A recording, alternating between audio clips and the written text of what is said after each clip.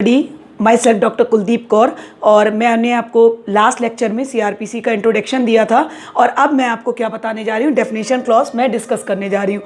तो definition clause में section 2A bailable offence means an offence which is shown as bailable in the first schedule और which is made bailable by any other law for the time being in force and non bailable offence means any other offence. तो सबसे पहले हम क्या बताना चाहते हैं, यहाँ सेक्शन 2A दो चीज़ों को लेकर चल रहा है, जमानती अपराध और गैर जमानती अपराध।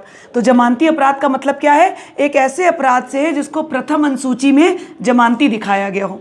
इसका मतलब जब आप सीआरपीसी का बेयर एक्ट खोलेंगे तो आप वहाँ पर शेड्यूल देखेंगे, फर्स्ट शेड्यूल, जहाँ पर ऑफेंस के साथ लिखा गया है कि वो जमानती अपराध है या वो गैर जमानती अपराध है। तो आपको पहले याद रखना है कि फर्स्ट शेड्यूल चेक करना है कि कौन कौन से अपराध जमानती हैं और कौन कौन से अपराध गैर जमानती हैं। तो जमानती अपराध कौन से हुए, जिनको फर्स्ट शेड्यूल में बताया गया है कि वो अपराध जमानती हैं या जिसको किसी अन्य लागू हो रहे कानून द्वारा जमानत योग्य बनाया गया। इसका मतलब किसी और लॉ के द्वारा भी उन्हें बेलेबल ऑफेंस की कैटेगरी में रखा गया है।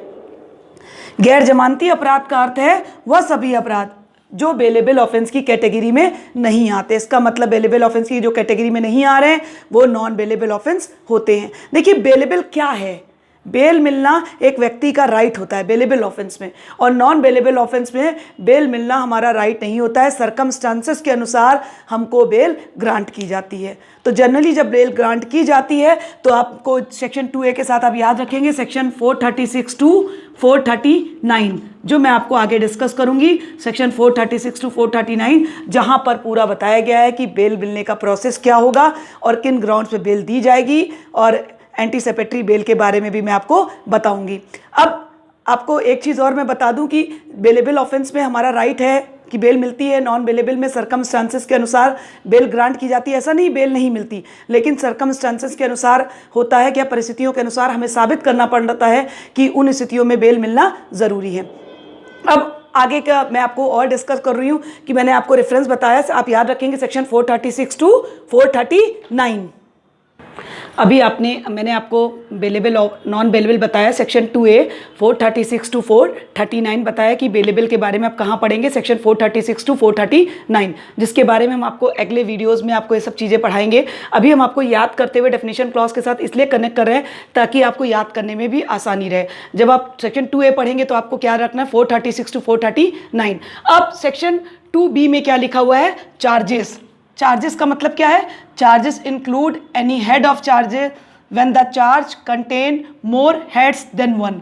इसका मतलब आरोप के अंतर्गत जब आरोप एक से अधिक शीर्ष हों, आरोप का कोई भी शीर्ष है तो कई चार्जेस लग सकते हैं, एक्यूज पे कई चार्जेस लगे हों, तो किसी एक भी चार्ज को हम क्या कर सकते हैं, उसको टाइटल के रूप में हम उसको ले सकते हैं। अगर सेक्शन 2B को हमें कहीं पर पढ़ना हो तो हम कैसे पढ़ेंगे, सेक्शन 2B कहाँ दिया है, चैप्टर 17 में, सीआरपीसी में, अध्याय 17 में, और टॉपिक का नाम ही है द चार्ज। और ये चैप्टर आपको अध्याय 17 दो कैटेगरी में है, A और B। ए में क्या दिया है, फॉर्म ऑफ चार्जेस, आरोपों का प्रारूप। जो सेक्शन पढ़ेंगे इसमें 211 से 217, और जो बी में पढ़ेंगे ज्वाइंडर ऑफ चार्जेस, आरोपों का संयोजन, 218 से 224 तक। तो अब आपको याद रखना पड़ेगा कि आरोप का मतलब क्या होता है, जब किसी एक्यूज पर एक से ज़्यादा आरोप लगे होते हैं तो उस आरोप का कोई भी शीर्ष हो सकता है। इस आरोप को चैप्टर 17 में पढ़ाया गया है, बताया गया है, और चैप्टर 17 को दो कैटेगरी में रखा गया, A और B।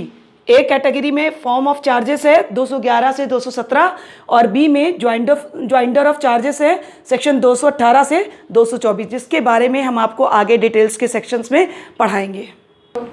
अभी मैंने आपको याद करवाया सेक्शन 2A बेलेबल वाला, और बी में मैंने आपको चार्जेस पढ़ाए, और आगे मैं बढ़ रही हूँ 2C में। जैसा कि आपको इसको याद करने में भी आसानी होगी, 2C, सी में कॉग्जिनेबल ऑफेंस, मतलब सी जो शुरू हो रहा है वो सेक्शन भी सी से है, तो इसको याद करने में भी आसानी, इसका फार्मूला आप कभी नहीं भूलेंगे। कॉग्जिनेबल ऑफेंस की शुरुआत ही सी से हो रही है, सेक्शन 2C, तो आप इसको इस तरह से जोड़ सकते हैं, सेक्शन 2C का पहला वर्ड भी सी से शुरू है। Cognizable offence means an offence from which and a cognitive case means a case in which police may arrest without a warrant. The Criminal Procedure Code has made it clear in Schedule 1 that which offences are cognizable and what और non cognizable. इसका मतलब संज्ञेय अपराध क्या है, असंज्ञेय अपराध क्या है, यहाँ पर शेड्यूल 1 में आपको पहले ही बता दिया गया है, जिसमें पुलिस बिना वारंट के संज्ञेय अपराध में क्या कर सकती है, पुलिस बिना वारंट के गिरफ्तार कर सकती है। और दंड प्रक्रिया संहिता की प्रथम अनुसूची में इस बात को स्पष्ट कर दिया गया है कि कौन से अपराध संज्ञेय हैं और कौन से असंज्ञेय। इसका मतलब फर्स्ट शेड्यूल आपको देखना है, आप डायरेक्ट से फर्स्ट शेड्यूल देखेंगे, वहाँ पर लिखा हुआ है जो चीज़ें मैंने आपको बताई कि बेलेबल भी लिखा रहेगा, नॉन बेलेबल वर्ड भी लिखा रहेगा, उसी तरीके से ये दोनों शब्द वहाँ पर फर्स्ट शेड्यूल में मेंशन होंगे, कॉग्निजेबल, नॉन कॉग्निजेबल, संज्ञेय अपराध, असंज्ञेय अपराध। A non-cognizable offense means an offense in which a police officer has no right to arrest without a warrant। इसका मतलब असंज्ञेय अपराध का मतलब क्या होता है, पुलिस अधिकारी किसी व्यक्ति को बिना वारंट के गिरफ्तार नहीं कर सकती। बहुत सारे बच्चे इसमें कंफ्यूज रहते हैं कि कॉग्निजेबल ऑफेंस क्या है, नॉन कॉग्निजेबल क्या है, संज्ञेय अपराध क्या है, संज्ञेय।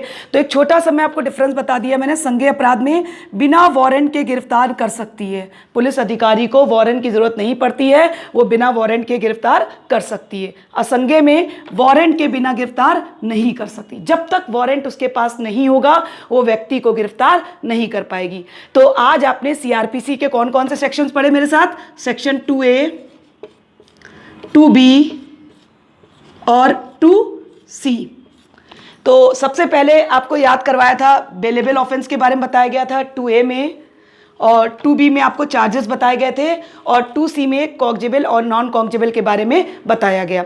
तो ये जो मैंने आपको डेफिनेशन क्लॉज बताया, इनको आगे के सेक्शन से कनेक्ट करते हुए मैं आपको पढ़ाऊंगी। मैंने डेफिनेशन क्लॉज पहले मैं आपको क्लियर करना चाहती थी, ये आपको मेरे ख्याल से समझ में आ गया होगा कि बेलेबल ऑफेंस क्या होते हैं, चार्जेस क्या होते हैं, और 2C में कॉग्निजेबल और नॉन कॉग्निजेबल ऑफेंस क्या है, संज्ञेय अपराध क्या है। आप इनको बिल्कुल नहीं भूलेंगे। आप फिंगर टिप्स पे जैसे आप याद करते हैं तो 2A में बेलेबल, 2B में चार्जेस, 2C में कॉग्निजेबल, नॉन कॉग्निजेबल। और आप इसके लिए आप क्या करेंगे, फर्स्ट शेड्यूल को एक बार देख लेंगे, क्योंकि फर्स्ट शेड्यूल में डायरेक्टली लिखा हुआ है कि कौन से ऑफेंस बेलेबल हैं, कौन से नॉन बेलेबल हैं, कौन से ऑफेंस कॉग्निजेबल हैं, कौन से नॉन कॉग्निजेबल है। आप वहाँ पर एक बार देख लेंगे शेड्यूल, तो आपको और अच्छे से समझ में आ जाएगा। तो आज आपको सीआरपीसी के कुछ डेफिनेशन क्लॉज समझ में आ गया होगा 2A, B और C के बारे में। नेक्स्ट लेक्चर में हम इसके आगे कंटिन्यू करेंगे। अगर आपको मेरा चैनल अच्छा लगता हो और मेरी बातें आपको समझ में आती हो तो प्लीज़ मेरे चैनल को लाइक, सब्सक्राइब, शेयर करिए। और आपकी एक शेयर से बहुत सारे लोगों को जो ये पेपर टफ लगता है वो आसानी से समझ में आ सकता है। तो आप अपने साथ दूसरों की मदद भी कर सकते हैं। तो thank you, like, share, subscribe my channel. और अगले नेक्स्ट टॉपिक में फिर किसी नेक्स्ट लेक्चर के साथ आपसे मुलाकात होगी। Thank you.